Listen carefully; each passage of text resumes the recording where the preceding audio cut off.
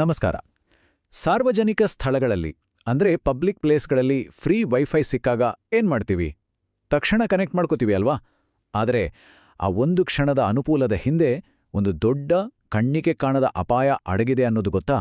ಬನ್ನಿ, ಇವತ್ತು ಆ ಅಪಾಯದ ಬಗ್ಗೆನೇ ಮಾತಾಡೋಣ. ಒಂದು ಕ್ಷಣ ನೀವೇ ಯೋಚನೆ ಮಾಡಿ ನೋಡಿ.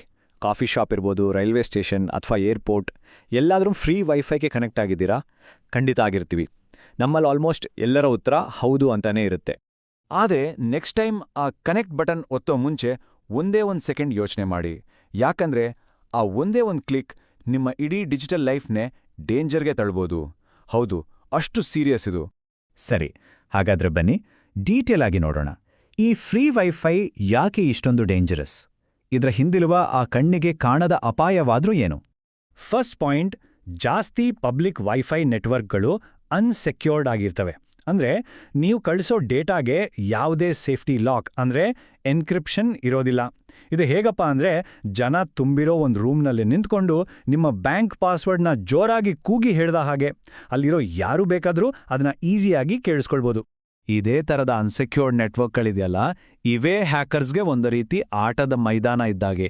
ಇಲ್ಲಿ ಅವರು ತಮ್ಮ ಕೈ ಚಳಕ ತೋರಿಸಿ ನಮ್ಮ ಪ್ರಮುಖವಾದ ಡೇಟಾನ ಹೇಗೆಲ್ಲ ಕದೀತಾರೆ ಅಂತ ಈಗ ನೋಡೋಣ ಬನ್ನಿ.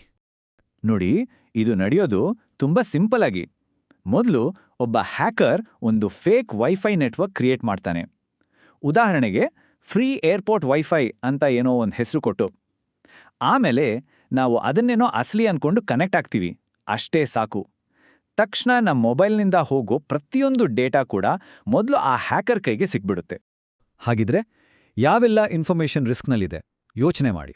ನಿಮ್ಮ ಪಾಸ್ವರ್ಡ್ಗಳು, ನಿಮ್ಮ ಬ್ಯಾಂಕ್ ಅಕೌಂಟ್ ಡೀಟೇಲ್ಸ್ ಅಷ್ಟೇ ಅಲ್ಲ, ನೀವು ಫ್ರೆಂಡ್ಸ್ ಜೊತೆ ಮಾತಾಡೋ ಪರ್ಸನಲ್ ವಾಟ್ಸಾಪ್ ಮೆಸೇಜ್ಗಳು, ನಿಮ್ಮ ಫೇಸ್ಬುಕ್ ಅಕೌಂಟ್, ನಿಮ್ಮ ಇಮೇಲ್ಗಳು, ಹೀಗೆ ಅಕ್ಷರಶಃ ಎಲ್ಲವೂ ಹ್ಯಾಕರ್ಸ್ ಕೈ ಸೇರ್ಬೋದು. ಇದನ್ನೆಲ್ಲ ಕೇಳಿದ್ರೆ ನಿಜಕ್ಕೂ ಭಯ ಆಗುತ್ತೆ ಅಲ್ವಾ? ಸರಿ, ಒಂದು ವೇಳೆ ನಮ್ಮ ಡೇಟಾ ಕಳ್ಳತನ ಆದ್ರೆ ಏನಾಗುತ್ತೆ? ಇದರಿಂದಾಗೋ ಪರಿಣಾಮಗಳೇನು? ಇದು ಬರೀ ಒಂದು ಪಾಸ್ವರ್ಡ್ ಕಳ್ಕೊಂಡಷ್ಟು ಸಿಂಪಲ್ ಅಲ್ಲ, ಅದಕ್ಕಿಂತ ತುಂಬಾನೇ ಸೀರಿಯಸ್ ಆದ ವಿಷಯ. ನೋಡಿ, ನಿಮ್ಮ ಡೇಟಾ ಇಟ್ಕೊಂಡು ಹ್ಯಾಕರ್ಸ್ ಏನೆಲ್ಲ ಮಾಡ್ಬೋದು ಗೊತ್ತಾ? ನಿಮ್ಮ ಬ್ಯಾಂಕ್ನಿಂದ ಬರೋ OTPಗಳನ್ನೇ ಕದೀಬೋದು, ನಿಮ್ಗೆ ಸುಮ್ನೆ ಸ್ಪ್ಯಾಮ್ ಮೆಸೇಜ್ಗಳನ್ನ ಕಳಿಸ್ಬೋದು, ಅಥವಾ ನೀವು ಫೇಸ್ಬುಕ್ಗೆ ಲಾಗಿನ್ ಆಗೋವಾಗ ಸೇಮ್ ಒರಿಜಿನಲ್ ಪೇಜ್ ಥರನೇ ಕಾಣೋ ಒಂದು ಫೇಕ್ ಪೇಜ್ ತೋರಿಸಿ ನಿಮ್ಮ ಪಾಸ್ವರ್ಡ್ ಎಗರಿಸ್ಬೋದು. ಅಷ್ಟೇ ಯಾಕೆ, ನಿಮ್ಮ ಫೋನಿಗೆ ಡೇಂಜರಸ್ ವೈರಸ್ಗಳನ್ನು ಕಳಿಸೋ ಚಾನ್ಸಸ್ ಇರುತ್ತೆ. ಸೊ ನಾವಿಲ್ಲಿ ಅರ್ಥ ಮಾಡ್ಕೋಬೇಕಾಗಿರೋ ಇಂಪಾರ್ಟೆಂಟ್ ಪಾಯಿಂಟ್ ಏನಂದ್ರೆ, ಒಮ್ಮೆ ನಮ್ಮ ಡೇಟಾ ಹ್ಯಾಕ್ ಆಯ್ತು ಅಂದ್ರೆ ನಮ್ಮ ದುಡ್ಡು ಮತ್ತು ನಮ್ಮ ಪ್ರೈವಸಿ ಎರಡೂ ಒಂದೇ ಸರಿ ಡೇಂಜರ್ಗೆ ಸಿಕ್ಕಾಕೊಳ್ಳುತ್ತೆ. ಇದು ಡಬಲ್ ಹೊಡ್ತಾ ಇದ್ದಾಗೆ. ಓಕೆ, ಇಷ್ಟೆಲ್ಲ ರಿಸ್ಕ್ ಇದೆ ಅಂತ ಕೇಳಿ ಭಯ ಪಡ್ಕೋಬೇಡಿ. ಯಾಕಂದ್ರೆ ಜ್ಞಾನವೇ ಶಕ್ತಿ ಅಲ್ವಾ? ನಮ್ಮನ್ನು ನಾವು ಪ್ರೊಟೆಕ್ಟ್ ಮಾಡ್ಕೊಳ್ಳೋಕೆ ತುಂಬ ದಾರಿಗಳಿವೆ. ನಾವೇ ನಮಗೊಂದು ಡಿಜಿಟಲ್ ಸೇಫ್ಟಿ ಶೀಲ್ಡ್ನ ಹಾಕೋಬೋದು. ಹಾಗಾದ್ರೆ ನಮ್ಮನ್ನ ನಾವು ಸೇಫಾಗಿ ಇಟ್ಕೊಳ್ಳೋದು ಹೇಗೆ? ಬನ್ನಿ, ಒಂದು 5 ಸಿಂಪಲ್ ಆದರೆ ತುಂಬಾ ಇಂಪಾರ್ಟೆಂಟ್ ಸೇಫ್ಟಿ ಸ್ಟೆಪ್ಸ್ ನೋಡೋಣ. ನಂಬರ್ 1, ಆದಷ್ಟು VPN ಯೂಸ್ ಮಾಡಿ. ಇದು ನಿಮ್ಮ ಡೇಟಾನ ಕಂಪ್ಲೀಟಾಗಿ ಎನ್ಕ್ರಿಪ್ಟ್ ಮಾಡಿ ಸೇಫ್ ಆಗಿ ಇಡುತ್ತೆ. ನಂಬರ್ 2, ಇದು ವೆರಿ ಇಂಪಾರ್ಟೆಂಟ್. ಪಬ್ಲಿಕ್ ವೈಫೈ ಬಳಸುವಾಗ ಯಾವುದೇ ಕಾರಣಕ್ಕೂ ಬ್ಯಾಂಕಿಂಗ್ ಅಪ್ಲಿಕೇಶನ್ಸ್ಗಳನ್ನು ಓಪನ್ ಮಾಡಲೇಬೇಡಿ. ನಂಬರ್ 3, ಸೆನ್ಸಿಟಿವ್ ಪಾಸ್ವರ್ಡ್ಗಳನ್ನು ಎಂಟರ್ ಮಾಡೋದನ್ನು ಅವಾಯ್ಡ್ ಮಾಡಿ. ನಂಬರ್ 4, ನಿಮ್ಮ ಫೋನ್ನಲ್ಲಿ ಆಟೋ ಕನೆಕ್ಟ್ ಆಪ್ಷನ್ ಆಫ್ ಮಾಡಿಡಿ.